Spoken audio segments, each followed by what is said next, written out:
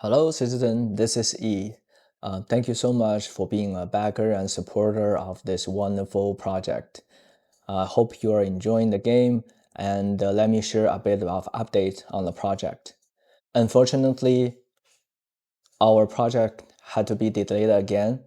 I understand this is certainly not the news that you want to hear, and not the news that I would like to deliver. And understand that everyone had been wait for a really long time to get their hands on this ship, and the project surpassed its original timeline. And for that, I am truly sorry, and I owe you a big apologize. So I want to be 100% transparent with you on what is going on. On July 1st, the US government had decided to put on a much stricter rules on all the toys being imported into the States, which means that our manufacturing partner Symbol have to go through a much stricter audit to be able to get their product into the US soil. So what happened is if we don't have that paper in hand, our product, our ships, is at risk being destroyed at custom. Now they don't audit every containers, but if they do, we lose it all. And that is a risk I cannot take. And I hope you understand I made a very tough decision on pause the distribution until we can help the factory get all the paperwork done. I am truly sorry about it, and we're trying our best to be able to get that certificate for Symbol. While the distribution is being paused, I would like to share with you what I have seen at the factory. I had traveled to the factory this month to take a look at the product and the packaging myself. The F7a, the F8C Attrition, the Gladius, the Retaliator had all been finished. They are not in the package yet because they have to get that stamped, and all we need is a green light for that audit. Once that is done, I'll be sharing the update with you as soon as possible. While looking at the product, I can assure you that all these shipped have met the standards that we originally promised. The clutch power, the printed brakes, and also improved structures and redone instructions are all beyond great. And I cannot wait for you to have it. Again, thank you so much for your patience. I do have some post-production samples. These samples will be the same as the one you'll be getting, and I hope you enjoy the content. I will be posting more video update instead of emails, so that it's just more convenient for the backers to get updated. And also, if you have any questions or requests, feel free to send an email to me or Xiao. We're happy to help. If you moved, need to change your address, please send it to us. We'll take care of it.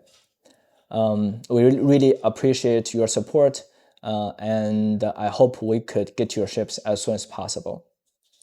Without further ado, let's take a look at these post-production samples. So this is the F7a you've been all waiting for. To this day, the F7a remains my personal favorite ship, whether for its handling, firepower, or aesthetics. That's also why it was the first ship from this batch of BRICS models to be completely reserved by our backers. The overall building experience is definitely a step up compared to the F8C and the Coursera. Especially the texture of the parts and the print quality, they are absolutely spot on. Let's take a look back at the building process. A few printed parts on the nose sections are really striking and perfectly recreate the characteristics of the ship in the game. The openable canopy can perfectly fit any minifigure you have, and the print quality on the control screen is also a highlight. You can see that the connections between the parts are even more precise than I imagined. From the first bag to the last, you particularly won't have any piece falling off during the building. I cannot say the same case for the FAC. I am extremely satisfied with the accuracy of the overall usage of proportions and the texture. The only exception is the cockpit canopy.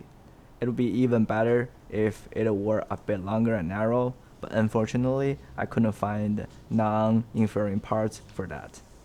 We also added a print to the side of the cockpit to just give you that feel. For the wing hinges, I recommend bending them back and forth a few times before installing them, which will make them move much more smoothly later. Otherwise, you might break the wing when you're trying to move it later. Now let's talk about a simple but extraordinary finishing touch, the lighting. Yes, it seems basic, but it's not. I know a lot of you had to pay premium for shipping. It instantly elevated the whole feel of the model. It would be even cooler if the thruster nozzle could be fully mechanized, but unfortunately, that's really hard to achieve at this scale. I almost forgot to mention the missile bays. See them close so flawlessly makes me incredibly happy.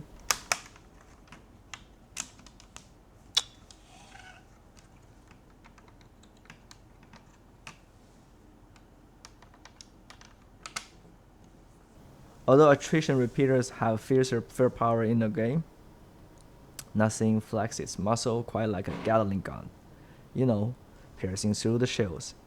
And its sound in the game is simply one of a kind.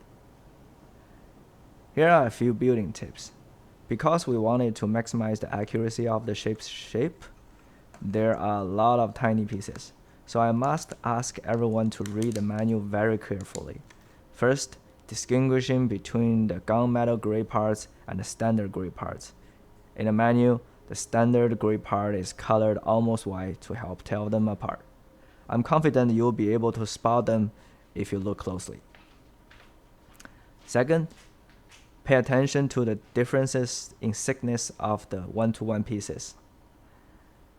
Third, almost every printed part is unique. Please do not mix them up with non-printed parts to avoid any unnecessary backtracking. I know a lot of people asked us to include a brake separator.